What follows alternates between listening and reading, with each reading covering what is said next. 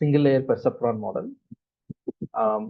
However, we have understood the concept, the mathematical calculations in the previous session, and briefly we have gone through this code, but we didn't go in detail. I asked you to go through this code.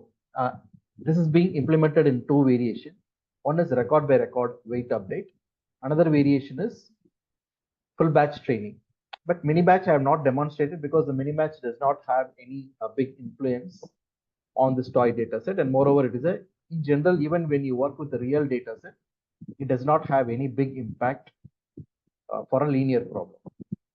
Okay, once we finish this, I'll come to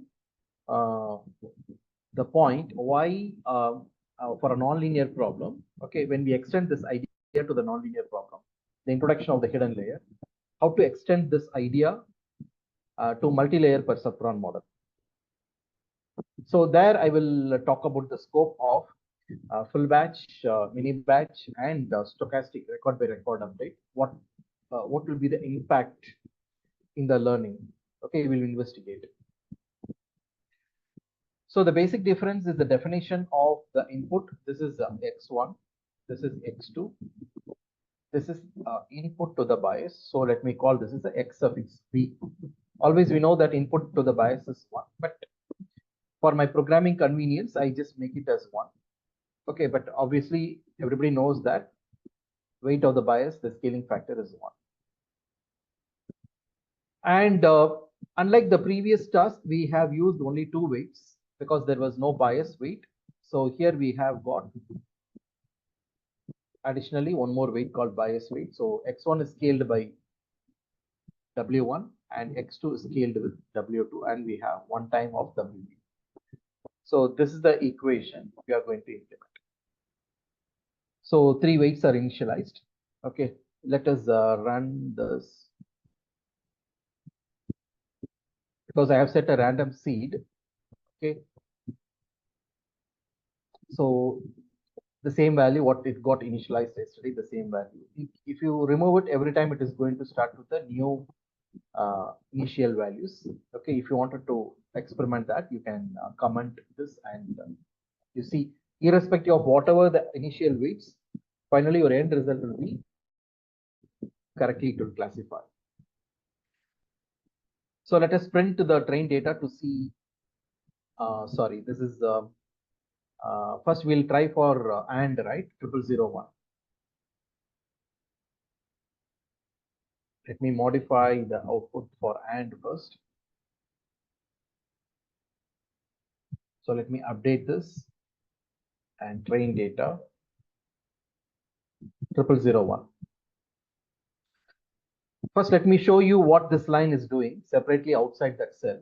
When I do choice train data and I'm printing that X and expected, first time when I run, it is picking the 4th record, right? Second time when I run, it is picking 10, 3rd record. So randomly, either you can present in the order or randomly you can pick.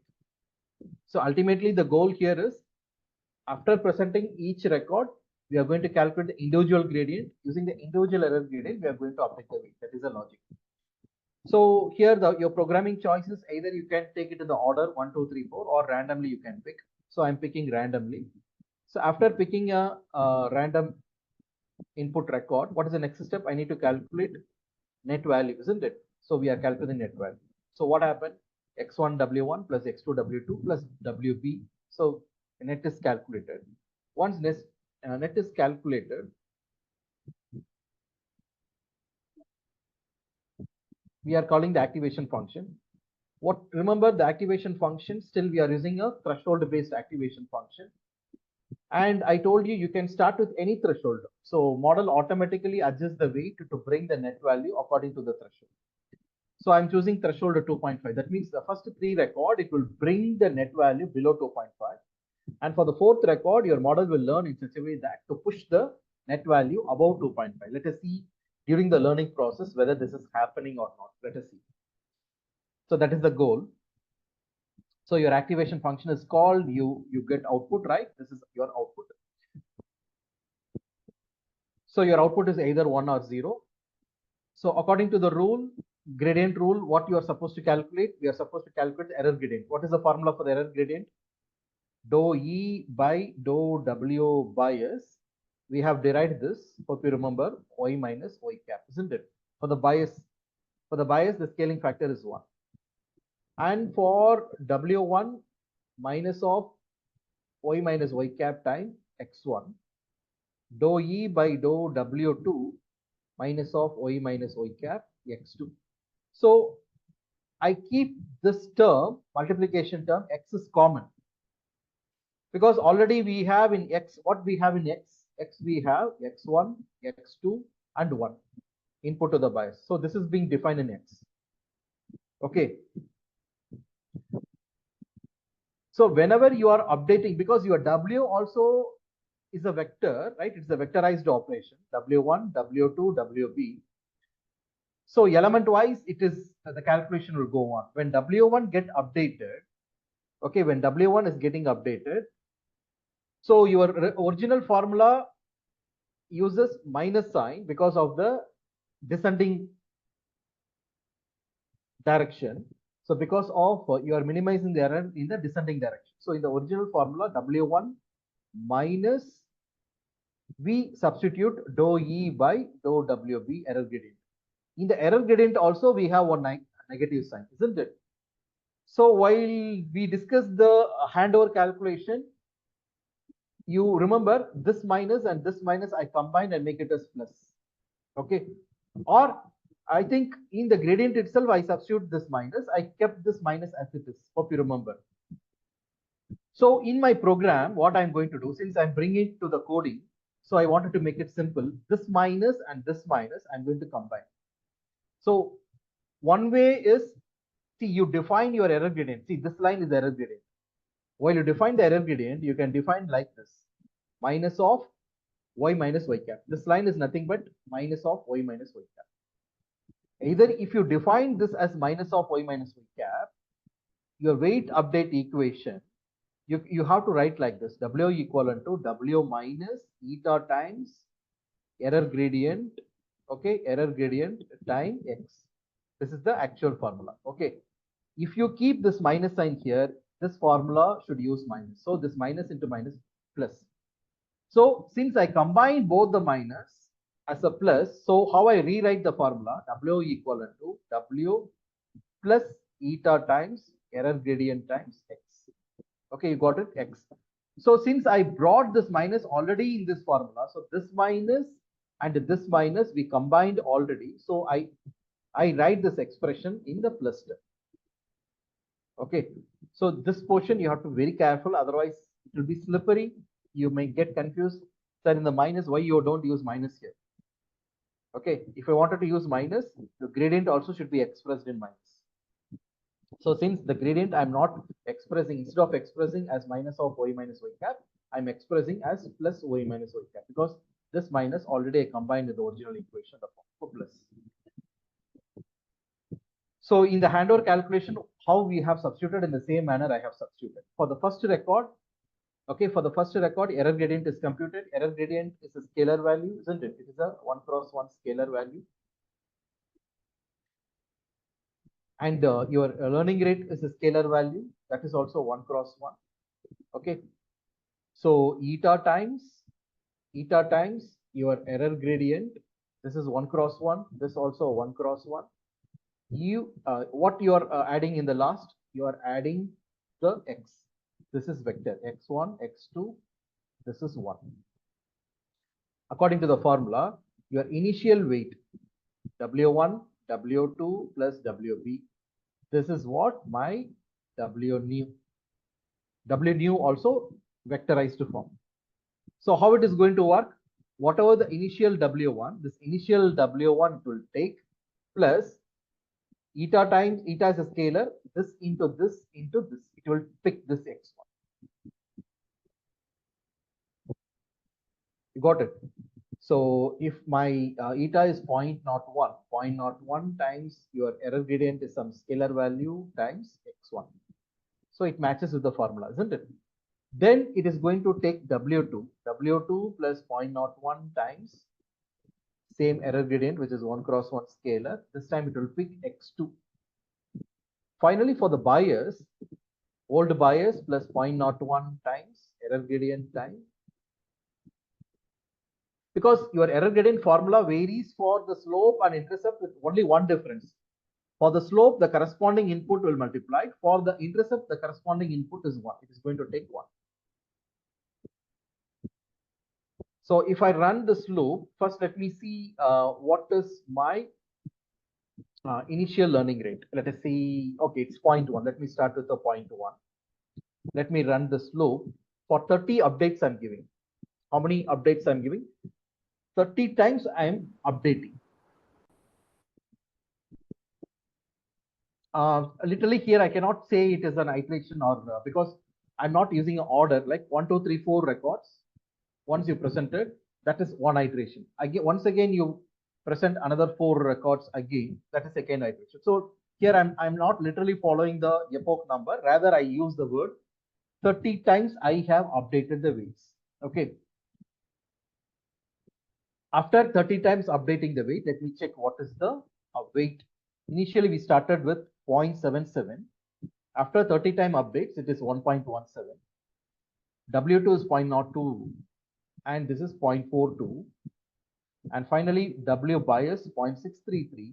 This is 1.03. I want to make sure that, okay, whether this update is sufficient or not to recognize the input pattern. So what I'm going to do, okay, I'm leaving this portion. First, let us see the result of your stochastic gradient descent. So what I'm going to do, once again, I'm accessing all the records and I'm going to present to the trained weights here. I do a dot product and that dot product, I get the net values being passed on to the activation function. I do the testing. Look at this. What is the threshold? We have random selected threshold 2.5. Okay, with the 30 updates itself, we have obtained what we are supposed to get. Look at the net value of the first 3 records. It is maintained below 2.5, isn't it? And whereas for the 4th record, it is above 2.5, which is 2.6. So job done.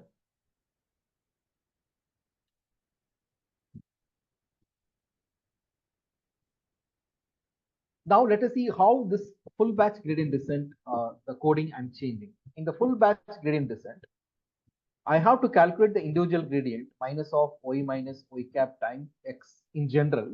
Okay, let me write the equation in general so that when I calculate for W1, x1 should be substituted. When I calculate for W2, x2 should be substituted. When I do it for WB, 1 is substituted. So once I present all 4 records, I have to take the total, right? So my outer loop will keep track of the epoch. Here I can use the word epoch because I'm going to present in the order 1, 2, 3, 4 order. So initially let me start with 100 epoch. Maybe you can rename this n as epoch for more clarity. Okay. You can ask, sir, why in the previous piece of code, why we are not calling as an epoch? Because I am passing in the random order. Okay. In case instead of random order, if you pick in natural order 1, 2, 3, 4, again 1, 2, 3, 4, then you can maintain this term as an epoch number. Okay. So my outer loop will keep track of the epoch and I initialize the error gradient because every time, remember your handover calculation, every time we update the table, we are creating the error gradient, which is dou E by dou W1, this column fresh. For the updated weights, we rework for each record, first record, second record, third record, fourth record. We enter the value. Finally, we took the total, right? Total error gradient. This total we substitute to update the weights. So once I presented 1, 2, 3, 4 record, I record the error gradient for all 4. I take the total and I'm going to update the weight. Once I update the weight, once again I represent these 4 records and I go with it. This is called full batch training. So outer loop will keep track of the epoch. So every time I enter into the second epoch, third epoch, I have to reset my total error gradient. Okay. This variable is going to calculate the total error gradient. Summation of dou E by dou W in general. So the inner for loop, it is going to access one after another record. Look at the length of the train data is 4, right? So your J index is going to change from 0, 1, 2, 3. First, what will happen from the train record, 0th index. First record is fetched, net value is computed, applying the activation function, calculating the error gradient, y minus y cap. Okay, y minus y cap. That error gradient is added to the 0.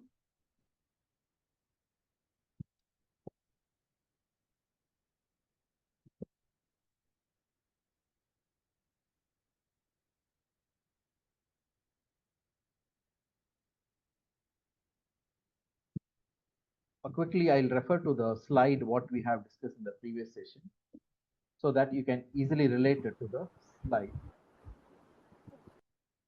This calculation.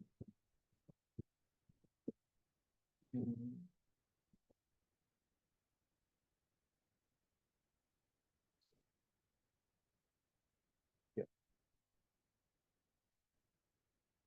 What we were doing here, every time we are supposed to calculate this total, right? This is the total error gradient. We are supposed to calculate this total. So finally, in the last step, I'm going to multiply this x. Okay, but however, in the handover calculation, here itself I substitute the x, because I know what is the x. This is the x1, this is the x2, this is the x3. I substitute. So I directly multiply. But in the program, I'm not multiply with x.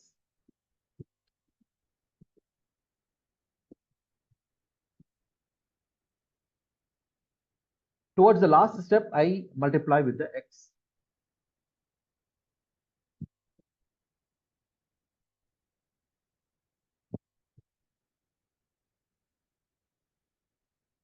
Something like this, 5 minus 3, 2.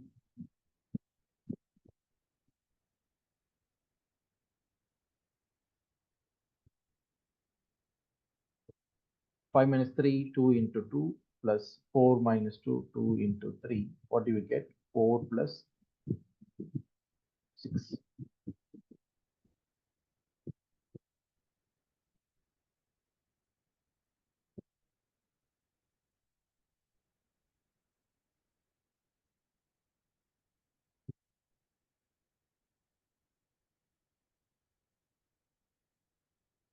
So for calculating the error gradient for x1, throughout this term is going to be multiplied by 1.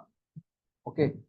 Similarly, throughout these guys are going to be multiplied with the x1. When you calculate for error gradient for W2, throughout you're going to multiply with x2.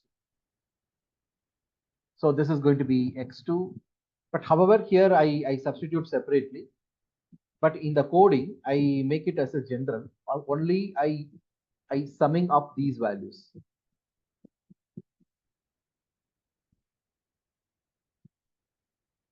So error grade equivalent to 0. Initially, it's set up with 0. First, we compute this value. So 0 plus 0.1013 is added. So now current error gradient is equivalent to 0.1013. Next, we present the next record. We compute the error gradient. Okay, we are computing the error gradient, and that value is being added to this. Then we compute this. This value is being added to this. So that is how we are doing it. Once we presented all 4 records, once we presented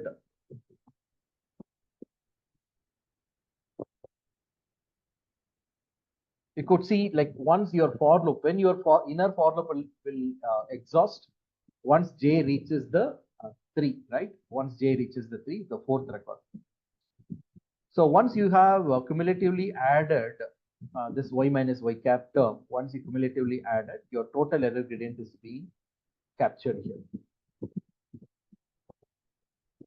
So before you substitute the total value in the formula, W new equivalent to W old plus eta times error gradient, I should introduce x term. X is what? The input. since it is a vectorized operation, simultaneously, okay, simultaneously, because y minus y cap tan is a common for whether it is a x1 or x2 or x3. Okay, that summation is a common, isn't it? That summation is a common. So that multiplication factor alone, it is going to change. So it is a vectorized operation. So your initial is W1, W2, WB is equivalent to W old also, W1, W2, WB. It's a vector plus eta times your error gradient times your x. X is x1, x2, 1. It is going to perform vectorized operation. W1 new equivalent to your old W1 plus eta times the scalar factor. It is going to consider this x. While updating W2, it is going to consider this x. While updating WB, it is going to consider this vectorized operation. So don't think here, see in our hand-over calculation, we do one value at a time, but computer program is doing all three substitution at a time. So you don't get surprised, sir, where is separately where W1 is getting updated, where W2 is getting updated, where WB is getting updated. Don't look for it, because this W itself, it is a vector. This X also, it's a vector. It's a vectorized operation. So first, let me run this for 100 epoch. Sorry, before I run this, I should reset the weight, right? Otherwise, whatever this weight, it will start, your algorithm will run from. This W, it is going to substitute the trained weights of the earlier trained weights. So let me reset this. Let me reset the weight. My initial weight is this. Now I'll come to full batch. This loop alone I need to execute. This one I update. 1.1732, 0.420, 1.033. Full batch training. Now with the updated weight, I'll go with the testing. So whether it is a full batch or a stochastic, both are solving this problem. Now I quickly change this to OR problem. 0, 111, right? That also linearly separable problem. 0, 111, I change this. The beauty here is previous McLaupitz's model, according to the problem, we have changed the threshold, right? But here I no need to do anything. So just to change my target value alone, 0, 111, I'm going to work with the same initial weight. Look at the same initial weight. Okay, initial weight. First, let me update the weight using stochastic gradient descent. I go for the testing. It's not sufficient. Okay, 30 update, it's not sufficient to solve the OR problem. We are supposed to get 0, 111, right?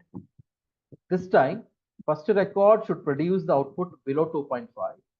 Remaining record should produce the output above 2.5.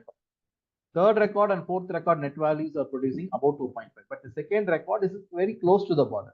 Okay, that means little bit more update I require, maybe from 30 to 40. I'll increase 10 more updates. Okay, I have to reset from the beginning. Otherwise, from the 30th iteration, 30th update, it will continue. Once again, I reset this. Reset. This time I do with 40 updates. With the 30 updates, 1.17, 0.42, 1.033, right? So maybe third or fourth decimal place some variation.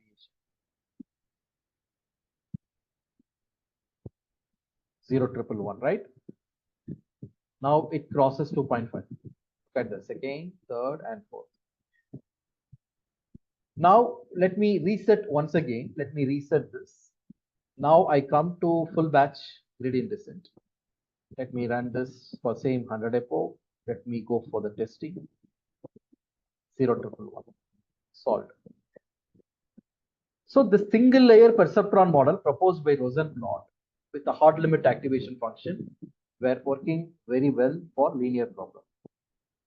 Now I am introducing a nonlinearity here. 0, 1, 1, 0. See, I changed the pattern. Look at the pattern now. With the same threshold, with the same initial weight value. Look at the train data now. Let me plot this point in the coordinate. This is x1, this is x2, right? 0, 0 and 1, 1 belong to one class. Which label? Label 0. Okay.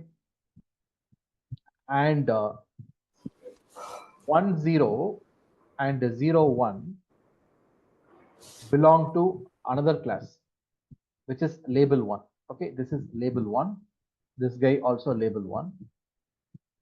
And these two guys are label 0. Label 0, label 0. So this is typically we popularly called as in logic gate. This is XOR logic, which is linearly non-separable. When I try to do a single layer perceptron model, my model will try to form a decision boundary like this. When it is forming a decision boundary like this record it will successfully classify as label 0. These three record it is going to label as what? Label as 1. Why label as 1? Because the probability of label 1 is 2/3 when compared to probability of label 0, which is 1/3. So the dominant is label 1. So in that process, this is going to misclassify this record, isn't it? Or your model get tuned in a different way, it get tuned. For example, with a different slope, it get tuned. Maybe this time your model will try to classify the record like this. Separate the record, form the decision boundary like this. This record, it will successfully make it as a label 0. Okay, correct classification. But these three record, okay, it is going to make it as label 1. In that process, it is going to do a misclassification for us. So your decision boundary, whichever the way your model learns the weights or slopes, okay, whatever the way it try, whether it trying like this, every time it will make one mistake. Or it will form the boundary like this, it will make a mistake for this. So hence it is a linearly non-separable. So for a linearly non-separable case, no matter what, you keep on increasing the iteration. Okay, let me go to this the full batch training. Okay, from 100 epoch, let me go to 1000 epoch. I try to update this, and after 1000 epoch, I have got this weight. Okay, let me go for the testing.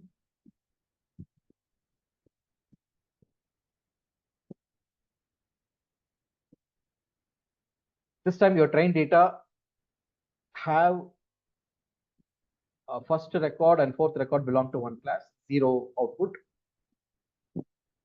So first record is correct. Third record is correct. Okay, there are two mistakes, right? Second record, I should get label 1. So what is the meaning here is, this time it is going to be little tricky. In order to get 0, the first record net value and the fourth record net value should be below 1.25. The second and third record net value should maintain above 2.5, I guess. 2.5. Okay, first record and fourth record should be below 2.5. Second and the third record net value should be above 2.5. So first record net is satisfying. But for the fourth record also should maintain the net value below 2.5, right? So this is a mistake. There is a mistake. But for the label 1 category, there is one correct classification. Look at the third record. It's maintaining the net value above 2.5. So this is correct. But there is a mistake here. So there are two mistakes. Okay, now, so what you do, you naturally what you try to do, you keep on increasing the iteration from 1000 epoch to 10,000. Okay, once again, let me reset this. Go for 10,000 epoch. Always it will end up with a mistake. Without introducing a hidden layer, linearly non-separable problem cannot be handled because it's behave like a linear model. It works like a linear model. So the single layer perceptron model, your Rosenblatt neuron, single layer perceptron model can solve only linear problem. So, okay, you wanted to experiment. Okay, let me increase the iterations. Maybe you may think like, sir, why don't you try increase the learning rate? Okay, let me give 0.4. Okay, with the larger step size, let me try to update the weight. If you feel that even 10,000 epochs were too slow to get the optimal result, if you feel it like that, now I go with the large step size. Okay, with the large step size. So this is my final weight matrix. In fact, weight vector. So I should get 0, 1, 1, 0. It's not happening. Okay, but on the other hand, okay, when I go with hidden layer architecture, okay, when we go with the hidden layer architecture, the hidden layer architecture, look at the way it gives a score. Okay, but when people improvise this model to multi-layer perceptron model, there were two things that were happening. One is hidden layer. One improvement happened in the hardware in the sense computational element, right? It's a wiring. This is the hidden layer. Another improvement that happened in the logic, that is a software reasoning in terms of f of net. The earlier f of net is based on function of net. What is the function of net? It is 1 if net is above a threshold, 0 if net is below or equal to the threshold. This is what your function of net, right? Function of net is nothing but activation function. Okay. Now, what is the improvement that happened? Multi-layer perceptron, Widron Hoff, who proposed the soft limit activation function. You are familiar with this as a logistic function, 1 divided by 1 plus e to the power of minus net. So that here you get either 100% probability or 0% probability. But practical problems, we don't do it like that. Not certain. Nothing will say 100% probability. So to mimic it as a practicality, so they wanted to introduce a probability score range from 0 to 1 instead of strict 0 and 1. So these are the two developments that happened later on. The introduction of the hidden layer followed with a soft limit activation function. We are able to solve a non-linear problem. The same non-linear problem I tried with single hidden layer architecture, input layer, hidden layer, and output layer. Were able to solve the same nonlinear problem. Look at the record, the first record and fourth record, the probability is almost 0. Look at 0.02, 0.02, almost 0. And the second and the third record were close to 1, 98% probability, 98%, 98. Still, if I increase the epochs, maybe I can still bring this value close to 99 point something. This is 0.01. This is more than enough for the model to classify these records and say that they are separated successfully. So we are going to see the mathematical background of multi-layer perceptron model, how to understand the logic. First thing, there is a change in the gradient formula. You will realize it, why there is a change in the gradient formula.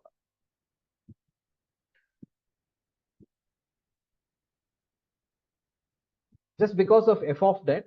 Okay, earlier we were tuned the model almost like a regressor because there were no f of net. Okay, there were no f of net because f of net is not, we cannot derivate f of net being a constant. So we didn't derivate it. But here it is a continuous value, we can derivate it because it's a sigmoidal function, right? So first we'll work out the gradient calculation. Okay, a gradient calculation if f of net introduced. So most of the classification problem, if there is no activation function, we use it as a regressor. Okay, so in this way also you can understand your gradient formula. Okay, your gradient formula does not include the new term what we are supposed to calculate. Okay, it go with minus of y minus y cap minus of y minus, okay, in general it is called as x, right? I don't want to write it separately. So hereafter you understand this error gradient minus of y minus y cap, in general x, you should understand according to the weight corresponding x should be substituted. On the other hand, this is for, you can call it as a regressor. For a classifier, okay, your error gradient minus of y minus y cap, this formula remain intact, but additionally I'm going to get a new term. Because for the classification, I use activation function. What activation function? Sigmoidal activation.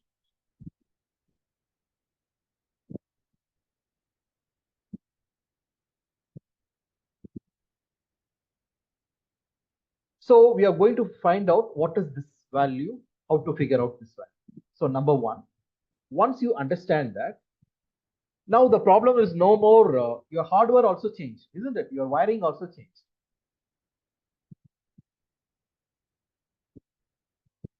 So how the rule we are going to update the weights using this gradient value. So with the updated new formula, what is the logic to update the weights? That is what we are going to see next half an hour, 35 minutes, which is going to be the core of multi-layer feed-forward neural network architecture. This is one of the underlying breakthrough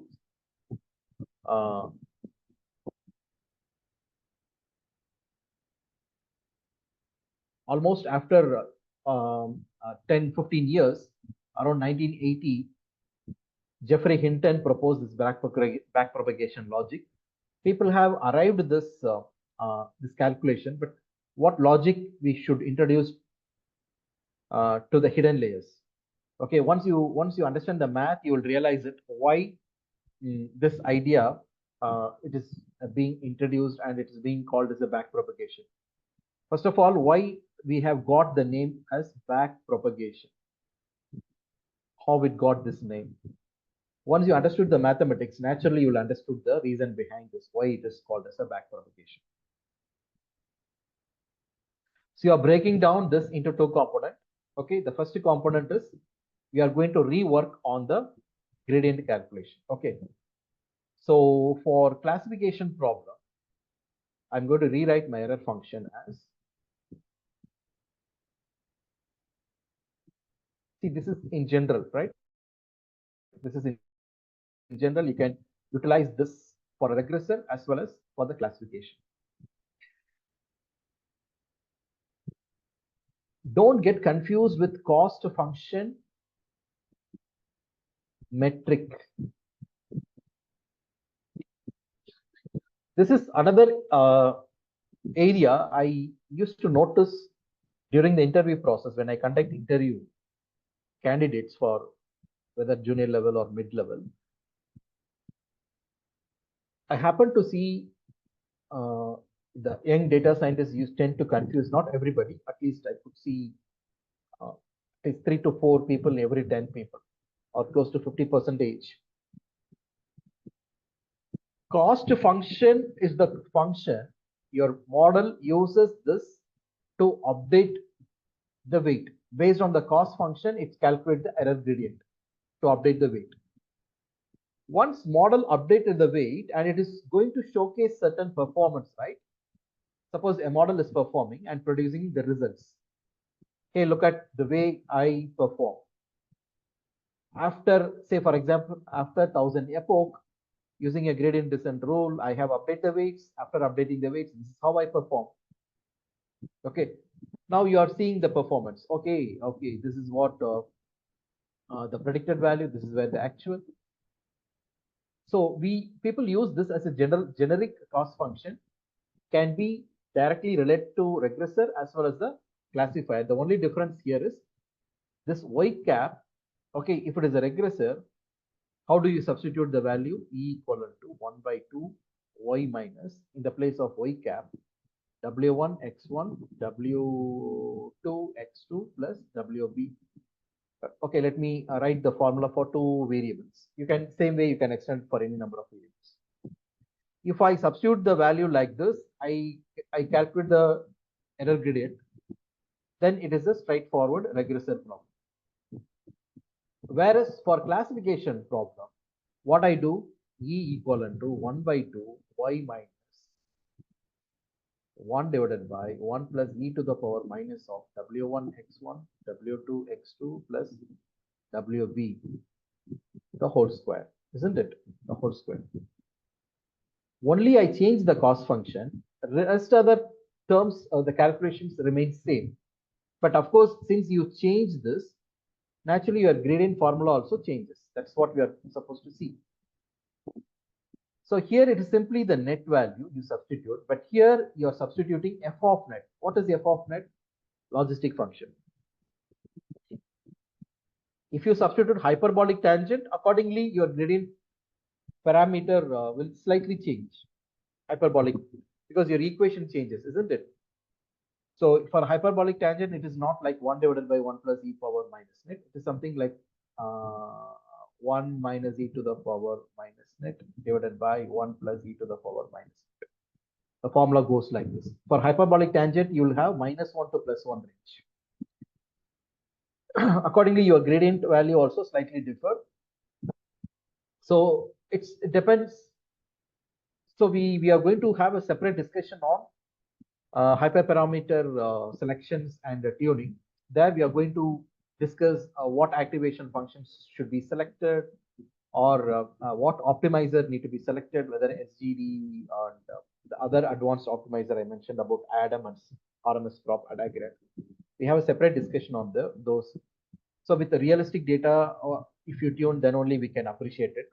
Okay, so wait till the next session. We are going to discover all these hyperparameter tuning aspects and all. So for time being, we focus our attention towards the sigmoidal activation function. So E equivalent to 1 by 2. Okay, so we were talking about the metric, right? So once the model updated the weight based on a standard cost function, it is giving the performance. While performing, your model is producing the y cap and you're comparing with the actual y. To assess the model performance, you can use a different performance metric. That is different story. Okay, here I use the concept called squared error, right? Squared error. This is a generic term. This can be applicable to both regressor as well as the classifier. But when it comes to performance metric, if it is a regressor, you can try with mean square error or root mean square error or mean absolute error, mean absolute percentage of error. Even you can calculate R square or adjusted R square also. So to judge the model, you have, okay, in fact, dozens of performance metrics are there. You have to wisely choose which performance metric you are going to judge the model in what manner. Always for every model, we have some gold standard. For example, which is more practical, where to the context of practicality, when you do the performance analysis, the more practical performance metric, which is very user-friendly as well as the business context, which performance metrics will very well describe the business context is RMS. Even though we have half a dozen of performance metrics, people prefer this. Okay. So in session 4, I will be demonstrating the neural network, multi-layer neural network model for the realistic data set. Okay, for the regressor as well as classifier task. Okay, whenever I implement for the regressor task, I will pick RMS score. Okay, there at that time I'll tell you practically why RMS score is much preferred metric when compared to other metrics. Similarly, you are solving a classification problem. Your model has updated the weight after 1000 epoch or 10,000 epoch. You have got the final weight matrix.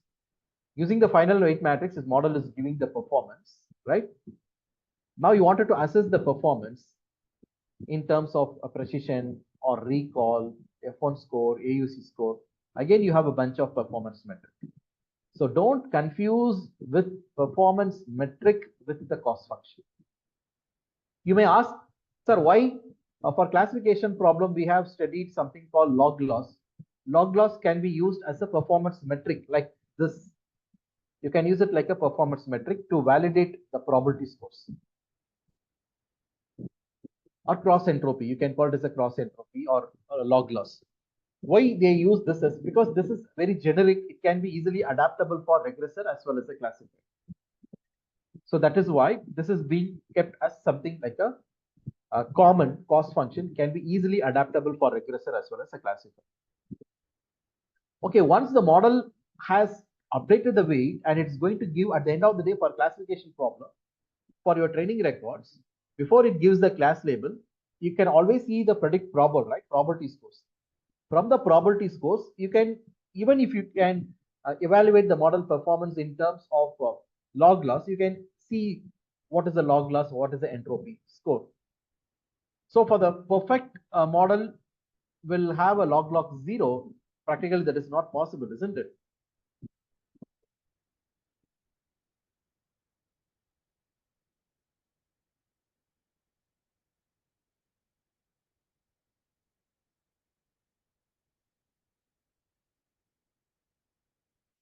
Y actual log base 2 predicted probability plus 1 minus Y actual log base 2 1 minus predicted probability.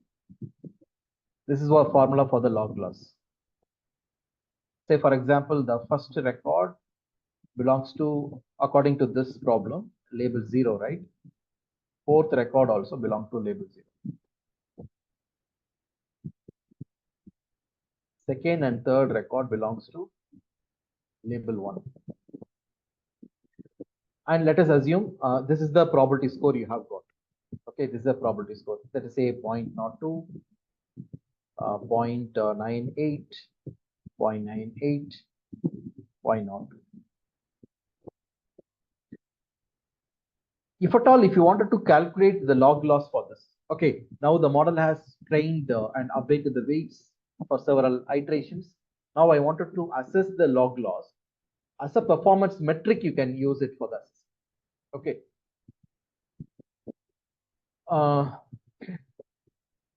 So how the substitution will go on? This is Y actual, right? For the label 0, you substitute label 0 into log base 2. Log base 2. What is the predicted probability for label 0? 0.02. 0.02 plus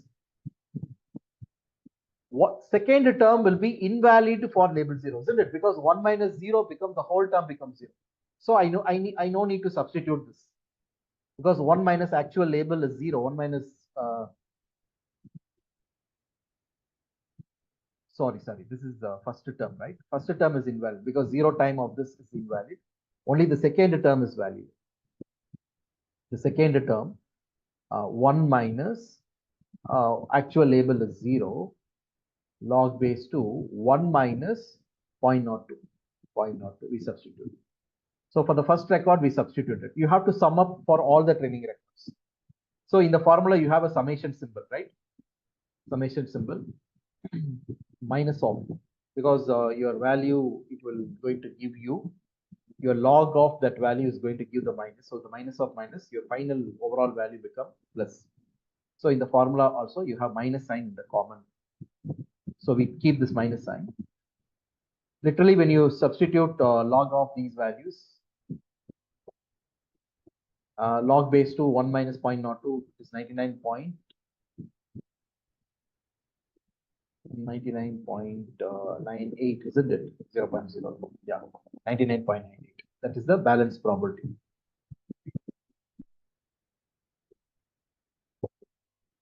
So how do you substitute for the second record? When you substitute for the second record, actual label is 1. Only the first term is valid, second term is invalid because 1 minus 1 becomes 0. Let me erase the whole thing. Okay, and I substitute all 4 records. Just check whether you are able to follow this or not. You know, please understand, for a label 0, first term I don't use. For label 1, the second term I don't use. So effectively for each record, either this term or this term will be applicable.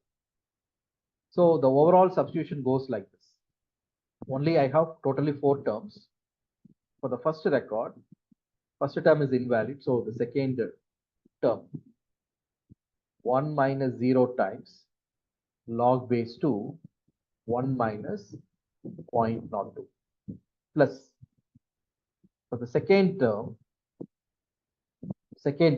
first is valid, second is invalid. So 1 time of log base 2, 0.98 plus third term, 1 time of log base 2, 0.98. Finally, for the fourth term, 1 minus 0, first term is invalid, 1 minus 0 time log base 2, 1 minus 0.02. So how to interpret this logically? See, log of 1 is 0, isn't it?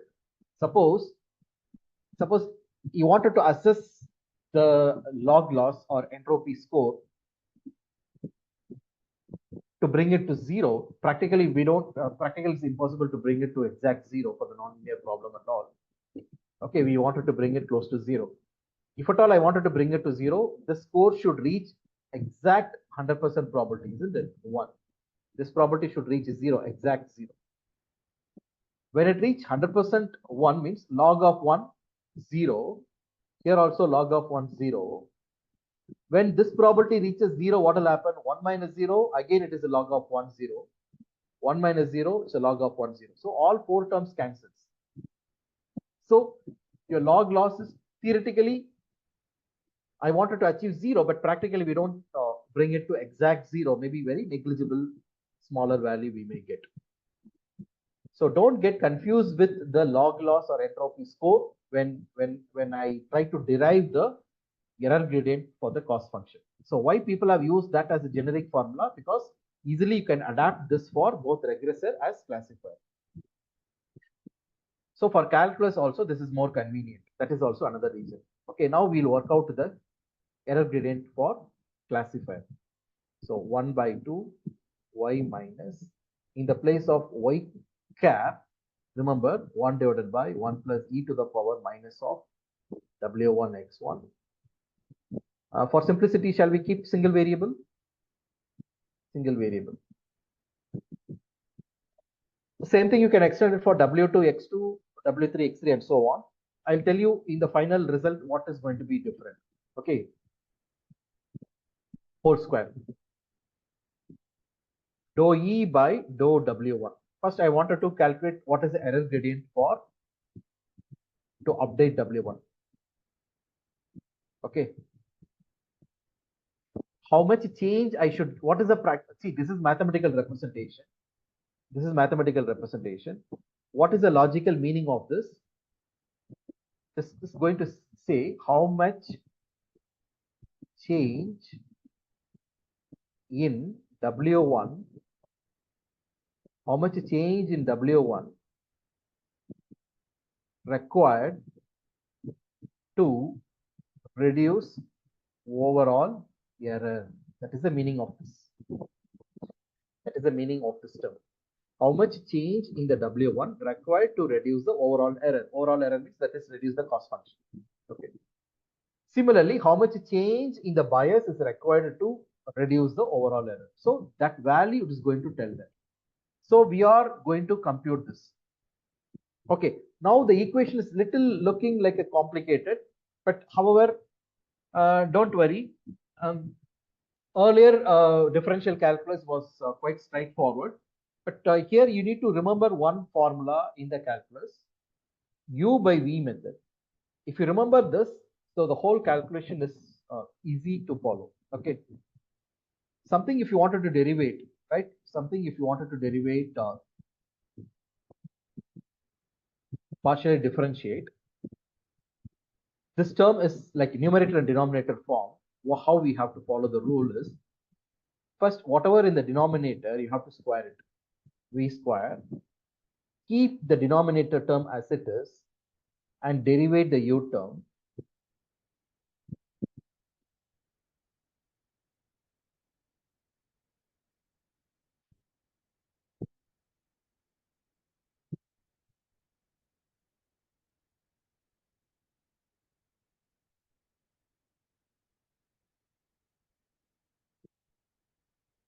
So V du minus U dV. So this is the calculus formula you have to follow. Okay, shall we apply this? So here, which is our numerator? The 1 is in the place of U. The whole this term is in the place of V. We have to apply this rule. Okay. So during expanding the chain rule, first, as per the calculus rule, whatever you have to reduce the power and you have to write as it is, right? Whatever it is in the parentheses. So 1 by 2, bring the power in front, 2 times of whatever inside this term. Let me write as it is. Okay, to reduce the space, the whole term I substitute as y cap. Okay, it is actually I should substitute 1 divided by 1 plus e to the power the whole term. Okay, to manage the space, I just substitute y cap. I reduce the power by 1. Okay, I reduce the power by 1. Now I need to apply the chain rule to the whole term. When I apply the chain rule to the whole term, when you derivate y with respect to w1, y is a constant. So substitute 0 minus. Now this is the whole second term. Now I need to substitute the u by v formula. The denominator 1 plus e to the power minus of w1 x1 plus wv whole square. Okay, what is the formula? V du. That means keep this term v and I have to derivate this numerator. When you derivate 1, it's 0, right? So 0. So v is nothing but the same, this guy. So anyhow, it is going to multiply with 0. The whole term is going to cancel. I don't need to substitute this. Minus u dv. What is u? U is 1. I have to derivate this. Again, this is consists of 2 portions, right? 1 plus the second portion. So the first portion is 0 because when you derivate 1 is a constant 0. Second portion, when you derivate e to the power anything, first you have to write e to the power anything minus of w1 x1 plus wv e to the power anything. Now you have to apply the chain rule to this term. When I apply the chain rule to this term, remember we are derivating with respect to w1. So what is the only one term I'll have? X1.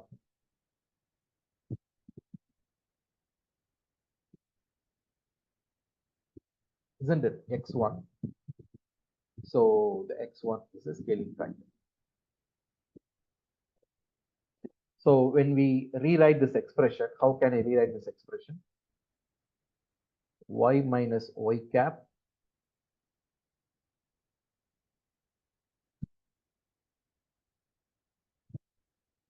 change the color. Y minus y cap. So anyhow, this is a 0. You don't bother. Here we have got one minus sign. So this term also 0.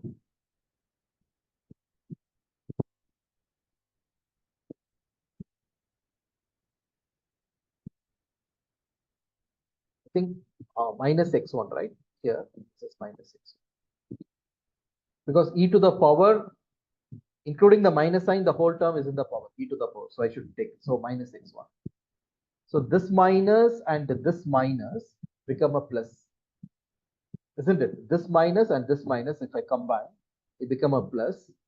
And there is one more minus term is there. So overall, I have got one minus. So totally, there are 3 minus terms are there. What are all the 3 minus terms? The 0 minus this term. Here one minus. In the chain rule, finally you got minus x1.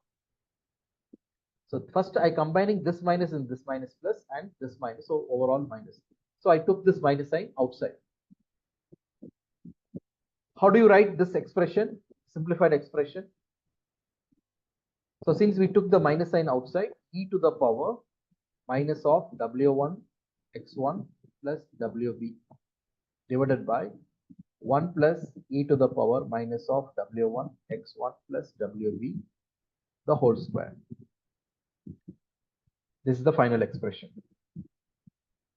Of course, I left out this x1 term also. Let me put this x1 term. Can you see this term almost looks like your earlier? I told you only one extra term will come. What is that extra term? That extra term is this. This guy is the extra term because of it is a classifier, because of the activation function. Earlier there was no activation function. We worked like a regressor. Now we have an activation function. So this term is nothing but f dash of net, derivative of the activation function. But we have a way to represent this in a shorter representation. Every time we are not going to substitute like the very big term. We wanted to simplify this. Before I simplify this, if you have any query on how do I arrive this, feel free to ask me, Sahana. Can you able to follow? Yeah, sure. Yeah. So we have a way to simplify this expression. We are going to write this. Most of the textbook and the research article, if you see, this is a popular equation. Your final expression is given like this. Your dou E by dou W in general. I'm not saying W1 or W2 or W bias. In general equation, I'm going to write it.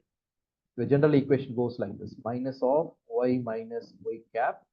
If it is a regressor problem, that's all. Y minus y cap and x, that's all. If it is a regressor problem. So here also we have same minus of y minus y cap and x term is there, right?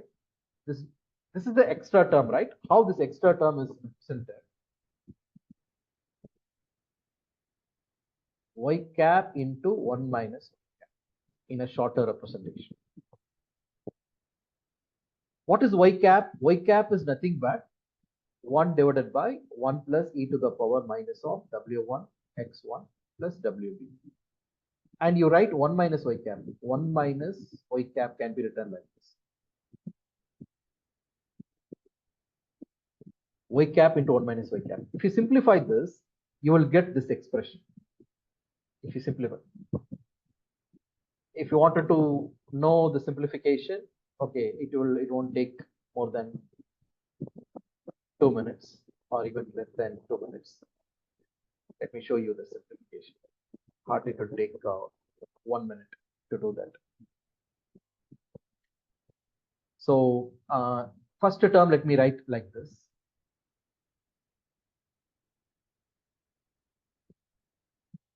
Second term, you cross multiply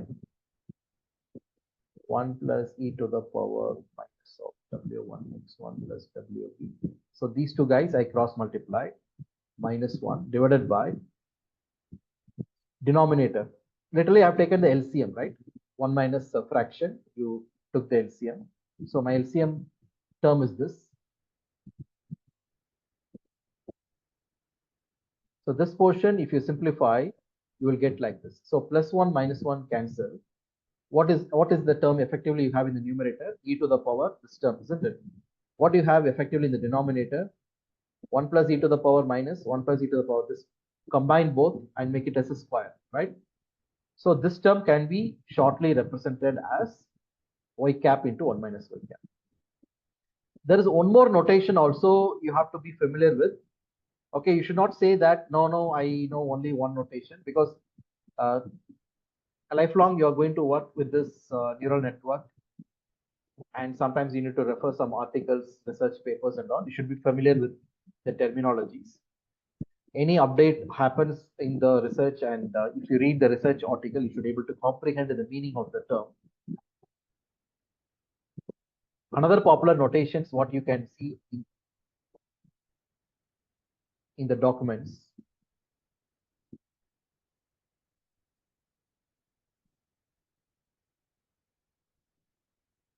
Another way of writing the error term can be written 1 by 2 d minus o This is another popular representation.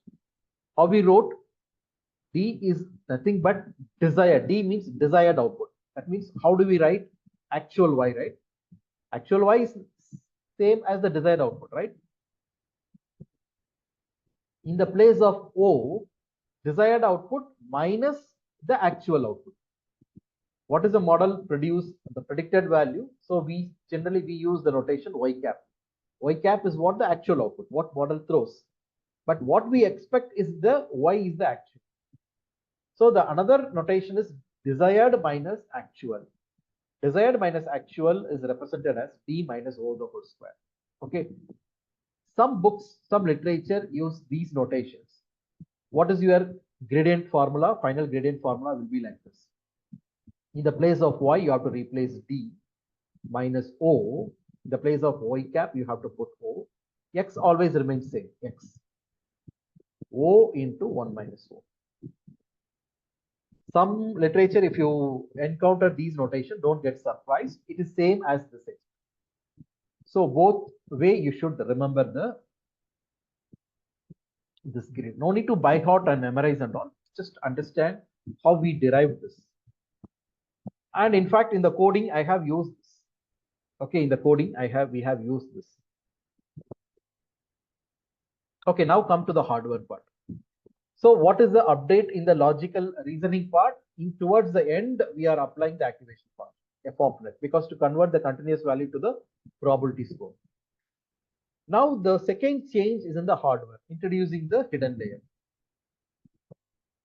What is the scope of hidden layer? We have seen the very first session itself, because it is going to transform your raw input features as a linear combination of your input features.